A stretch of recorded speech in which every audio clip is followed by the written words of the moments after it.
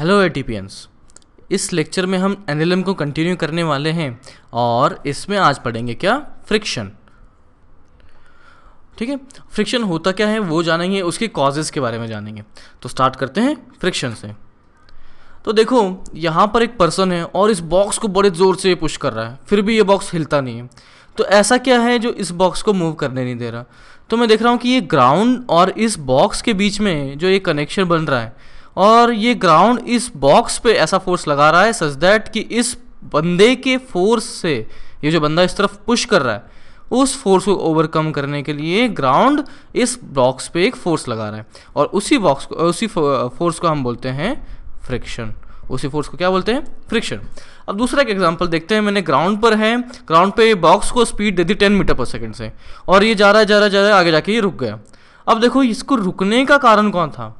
तो रुकने का कारण है, इसका मतलब इसके पास एक्सेलरेशन इस डायरेक्शन में रहा होगा और अगर एक्सेलरेशन इस डायरेक्शन में है इसका मतलब एक नेट फोर्स भी इसका इस डायरेक्शन में रहा होगा और ये जो नेट फोर्स बना वो ग्राउंड से इस पे इस डायरेक्शन में मिलने वाला फोर्स है, इस डायरेक्शन में मिलने वाला फोर्स है और इसी फोर्स को हम बोलते हैं फ्रिक्शन। तो इसकी डेफिनेशन की अगर बात करें तो डेफिनेशन है कि यहाँ पर अगर इस ग्राउंड पर एक ब्लॉक रखा हुआ है और ग्राउंड से जो इस ब्लॉक पर फोर्स लगाया है उसको मैं बोलता हूँ कांटेक्ट फोर्स। कांटेक्ट फोर्स मतलब वो फोर्स जो दो सरफेसेस की कांटेक्ट होने की वजह से लगने वाला है। ठीक है, अब मुझे यहाँ दिख रहा है कि ये बॉक्स जो है ये यहाँ पर हवा में तैर रहा है, वो मैंने सिर्फ इसलिए बनाया है बिकॉज कि यहाँ पर मैं फोर्सेस को सही से रिप्रेजेंट कर पाऊँ। ठीक है, तो अदरवाइज तो क्या होता कि ये बॉक्स इससे चिपका हुआ होता। बस मैंने इसको रिप्रेजेंटेशन के लिए कि इजीली रिप्रेजेंट कर पाऊँ, दैट्स वाई मैंने इन दोनों को बीच में एयर ये दिख रहा है। ठीक है, अदरवाइज तो ये क्या है, चिपके हुए हैं। तो अब देखो कि ग्राउंड ने एक कांटेक्ट फोर्स, एक नेट फोर्स जो बनाया वो है कांटेक्ट फोर्स बनाया। तो इस कांटेक्ट फोर्स का वर्टिकल कंपोनेंट इसको मैं बोलता हूँ नॉर्मल या नॉर्मल रिएक्शन और इसको रिप्रेजेंट किया जाता है एन से। ठीक है, और दूसरा कि इस कांटेक्ट फोर्स का अलोंग द सरफेस कंपोनेंट इसको हम बोलते हैं फ्रिक्शन और इसको मैं एफ से अगर रिप्रेजेंट करता हूँ तो वेक्टर सम से बोल सकता हूँ R is equal to under root of F square plus N square. Normal तो है वर्टिकल में और फ्रिक्शन एफ है हॉरिजॉन्टल में। तो आपका वेक्टर सम अगर मैं करता हूँ इन दो फोर्सेस का वेक्टर सम ही आर के बराबर होना था, R is equal to under root of F square plus N square. अब देखो एक्शन रिएक्शन पेयर होता है, तो यहाँ पर अगर ग्राउंड ने इस बॉक्स पर ऐसे फोर्स लगाया तो इसका मतलब इस बॉक्स ने ग्राउंड पर भी इसके ऑपोजिट डायरेक्शन में फोर्स लगाया होगा। तो अगर ये आर फोर्स बॉक्स पर इस तरह से लगा है तो बॉक्स ने ग्राउंड पर एक फोर्स इस तरह से लगा होगा, तो मुझे यहाँ पर ये आर से रिप्रेजेंट हो रहा है। अगेन इसका वर्टिकल कंपोनेंट जो ये था ये हो जाना चाहिए n के बराबर, इसका मैग्नीट्यूड n के बराबर होगा। क्यों? क्योंकि बॉक्स पर ग्राउंड ने वर्टिकल में नॉर्मल के बराबर फोर्स लगाया है, दैट्स वाई बॉक्स ने ग्राउंड पर नॉर्मल के बराबर फोर्स लगाया। सिमिलरली ये वाला फोर्स आपका फ्रिक्शन के मैग्नीट्यूड के बराबर हो जाएगा और इसका डायरेक्शन ऑपोजिट हो जाएगा इस फोर्स के डायरेक्शन के। तो यहाँ अगर डेफिनेशन की बात की जाए तो फ्रिक्शन की डेफिनेशन होगी it is component of contact force parallel to the surface. तो अगर मैं कांटेक्ट फोर्स देखता हूँ तो कांटेक्ट फोर्स ये रहा और इसका component parallel to surface is called friction. ठीक है, तो यहाँ तो मैंने देख लिया फ्रिक्शन होता क्या है। अब इसके रीजन के बारे में अगर डिस्कस करें, यह है कॉजेज ऑफ फ्रिक्शन। तो roughness of surface one of the causes of friction है। तो अगर रफनेस की बात करें तो यहाँ देखो due to interlocking of two surfaces the surfaces are not free to move relative to each other, this creates friction force between them. तो देखो यहाँ पर तो ये बॉक्स दिख रहा है और ये ग्राउंड दिख रहा है और इन दोनों के बीच में ऐसा कॉन्टैक्ट इस पॉइंट यहाँ पर बना हुआ है। तो अगर मैं इसको जूम करता हूँ, जैसे आप फोन में जूम करते हैं, यहाँ पर डबल टैप अगर कर दूँ तो क्या हो जाएगा, ये जूम दिखेगा और जूम करता जाऊँ तो मुझे ऐसा आपको दोनों की सरफेस दिखने वाली है। ये वाली सरफेस तो है बॉक्स की वजह से और ये वाली सरफेस है ग्राउंड की वजह से, ये है ग्राउंड की वजह से। तो अब देखो यहाँ पर इन दोनों के बीच में से उबड़ खाबड़ सा बना हुआ है, तो ये उबड़ खाबड़ है तो क्या हो जाएगा, इंटरलॉकिंग हो जाएगा और इंटरलॉकिंग होने की वजह से ये दो सरफेस आपस में मैं अगर बॉक्स को इधर खींचना चाहूँ तो ये इंटरलॉकिंग की वजह से इस बॉक्स पर इस डायरेक्शन में ग्राउंड से फोर्स लग जाएगा और यही फ्रिक्शन का कारण होगा। ठीक है, अगर दूसरे कारण की बात की जाए, ये है इलेक्ट्रोमैग्नेटिक बॉन्डिंग। तो क्या होता है कि charge particle of one surface makes bond with charge particles of another surface, this creates friction. तो क्या होता है कि दो सरफेसेस जब पास में रखी गई तो आपके एटम्स जो हैं वो पास में आ जाएंगे, तो बॉन्डिंग भी होगी, और बॉन्डिंग होगी तो आपकी सरफेसेस के बीच में फोर्स जनरेट हो जाएगा, और वही एक कारण बन जाएगा आपका फ्रिक्शन का। तो यहाँ पर हमने रीज़न देखा कि आपका फ्रिक्शन के फोर्सेस का रीज़न होता क्या है, कि फ्रिक्शन होता क्यों है, और कुछ इंपॉर्टेंट पॉइंट्स जो हैं फ्रिक्शन के कि आपको ये पॉइंट ध्यान होने चाहिए, उसके बारे में आगे हम डिस्कस करते हैं। तो अभी प्रॉपर्टीज़ की अगर बात करें तो फ्रिक्शन इज इलेक्ट्रोमैग्नेटिक फोर्स। तो अब देखो, अभी हमने देखा था कि जब एटम्स में बॉन्डिंग हो जाएगा, बॉन्डिंग होगा तो इलेक्ट्रॉन्स में अट्रैक्शन होगा, तो वो जो आपका फोर्स जनरेट हुआ वो फोर्स आपका कहलाएगा इलेक्ट्रोमैग्नेटिक फोर्स।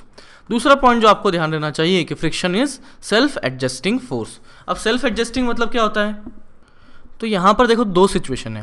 तो फर्स्ट ऑफ ऑल ये पर्सन यहाँ पर क्या कर रहा है, इसको, इस बॉक्स को इस डायरेक्शन में पुश कर रहा है, और पुश कर रहा है, इसके बावजूद भी, पूरा जोर लगाने के बावजूद भी ये बॉक्स मूव नहीं कर रहा। तो इसका मतलब यहाँ पर इस बॉक्स पे जो इस फोर्स को बैलेंस करने के लिए एक फोर्स बना होगा, और वो इस डायरेक्शन में होगा, और वो कौन सा फोर्स होगा, आपका फ्रिक्शन फोर्स होगा। ठीक है, अब मैं क्या करता हूँ, अब मैं पुश तो कर नहीं पा रहा, तो मैं क्या करता हूँ, पुल करता हूँ। ठीक है, तो पुल करता हूँ, तब भी मैं देख रहा हूँ कि क्या हो गया भाई, कि बॉक्स तो आपका मूव कर नहीं रहा, बॉक्स मूव नहीं कर रहा। तो अभी देखो मैं बॉक्स पे कैसे फोर्स लगा रहा हूँ, इस डायरेक्शन में फोर्स लगा रहा हूँ, स्टिल बॉक्स मूव नहीं हो रहा। इसका मतलब बॉक्स पे एक और फोर्स इस तरफ रहा होगा, और वो फोर्स कौन बना रहा होगा, वो फोर्स फ्रिक्शन बन रहा होगा। अब मैं देख रहा हूँ कि बॉक्स तो सेम है, मैं भी सेम हूँ, और फोर्स मैंने क्या कर दिया, डायरेक्शन चेंज कर दिया, तो फ्रिक्शन की डायरेक्शन भी यहाँ पर क्या हो गई है, चेंज हो गई है। पहले फ्रिक्शन किस तरफ था, इस तरफ, और फ्रिक्शन इस केस में किस तरफ हो गया है, इस तरफ। तो देखा कि फ्रिक्शन अपने मर्जी के हिसाब से क्या हो गया, सेल्फ एडजस्ट हो गया। कैसे हो गया, सेल्फ एडजस्ट हो गया। That's why friction is called self adjusting force. देखो यहाँ देखो, if we polish the contact surface up to some extent friction force decreases. बड़ी कॉमन सेंस वाली बात है कि यहाँ पर एक सरफेस ऐसा बन रहा था और दूसरा सरफेस ऐसा बन रहा था, तो ये इंटरलॉकिंग की वजह से आपका क्या फ्रिक्शन जनरेट हो रहा था। और मैं अगर इसको पॉलिश करता हूँ तो ये क्या हो जाएगा, स्मूथ हो जाएगा। स्मूथ हो जाएगा तो यही जो रफनेस था उसका क्या हो जाएगा, कम हो जाएगा। तो रफनेस कम हुआ तो कुछ ऐसा ऐसा ऐसा ऐसा हो गया, और नीचे वाला भी कुछ रफनेस कम होने के बाद थोड़ा इस तरह से कुछ बन गया। तो अब देख रहा हूँ कि ये क्या हो जाना चाहिए, रफनेस कम हुआ, दैट्स व्हाई फ्रिक्शन कम हो जाना चाहिए, ऑब्वियस ही बात है। बट आगे बढ़ते हैं, but if you polish them further friction force increases. तो अभी देखो क्या होगा कि मैं और इसको आगे पॉलिश करता हूं तो ये काफ़ी इस तरह से ही हो जाएगा, और दूसरा भी कुछ इस तरह से अगर हो गया तो अब देखो दोनों सरफेसेस एकदम पास पास आ जाएंगे, एकदम स्मूथ हो चुकी हैं। और स्मूथ हो गई तो आपके एटम जो हैं बिल्कुल पास पास आ गए, और एटम पास पास में आ गए तो ये क्या हो जाएंगे, बॉन्डिंग कर लेंगे, और बॉन्डिंग कर लेंगे तो आपका क्या हो जाएगा, इस सरफेस और इस सरफेस के बीच में एक फोर्स जनरेट हो जाएगा। तो दैट्स वाई ये फ्रिक्शन का कारण बनेगा। तो ये पहले मैं देख रहा हूं कि इसको पॉलिश किया तो थोड़ा आपका फ्रिक्शन कम हो गया, और ज़्यादा पॉलिश करिए तो फ्रिक्शन बढ़ गया। तो ये यहीं लिखा हुआ है। ठीक है, अब next is friction opposes the relative motion and tendency of relative motion between the contact surfaces. तो देखो ये एक सरफेस है और इस सरफेस में मैंने ब्लॉक रख दिया, तो अब देखो इस ब्लॉक पर क्या हो गया, मैंने वेलोसिटी दे दी 5 मीटर पर सेकंड। तो क्या होगा, ये ब्लॉक आगे जाके कहीं रुक जाएगा, क्यों, क्योंकि फ्रिक्शन की वजह से इस पर फोर्स लगेगा, और फ्रिक्शन की वजह से फोर्स लगेगा, तो ये आगे जाके ब्लॉक रुक जा रहा है। तो देखो friction opposes the relative motion, तो इस सरफेस के रिलेटिव में बॉक्स अगर आगे मूव कर रहा है तो इस रिलेटिव मोशन को अपोज करने के लिए फ्रिक्शन इस तरफ लग जाएगा और इस बॉक्स को आगे जाके रोक देगा। ठीक है, तो ये बात तो समझ में आ गई। दूसरा कि मैं अगर इस बंदे से इसको पुश करवा रहा हूँ और ये पुश कर रहा है, इसके बावजूद ये मूव नहीं कर रहा, तो देखो अभी तो इस बॉक्स की जो टेंडेंसी थी मूव करने की वो कुछ इस तरह से होनी चाहिए, लेकिन इस टेंडेंसी को ख़त्म करने का काम कौन कर रहा है, फ्रिक्शन कर रहा है। तो यहाँ पर friction opposes the tendency of relative motion. तो रिलेटिव मोशन की टेंडेंसी अभी क्या है इस बॉक्स की, इस तरफ, तो फ्रिक्शन का काम क्या है, इस टेंडेंसी को ख़त्म करने का। तो इस वजह से फ्रिक्शन क्या लग जाएगा, इस तरफ लग जाएगा। तो यहाँ से मुझे डायरेक्शन बड़ी इजीली पता लग गया। और फ्रिक्शन की एक और ख़ास बात है कि friction force does not depend on area of contact. ठीक है, तो ये हमेशा हमें ध्यान रखना है कि फ्रिक्शन फोर्स की जो वैल्यू होगी वो एरिया ऑफ कॉन्टैक्ट पे डिपेंड नहीं करने वाली। ठीक है, तो यहाँ पर मुझे इसके कैरेक्टरिस्टिक क्लियर हो गए हैं, फ्रिक्शन होता क्या है वो क्लियर हो गया, इसके कॉजेज क्लियर हो गए और इसकी प्रॉपर्टीज़ क्लियर हो गई। तो इस वीडियो को यहीं पर ही ख़त्म करते हैं।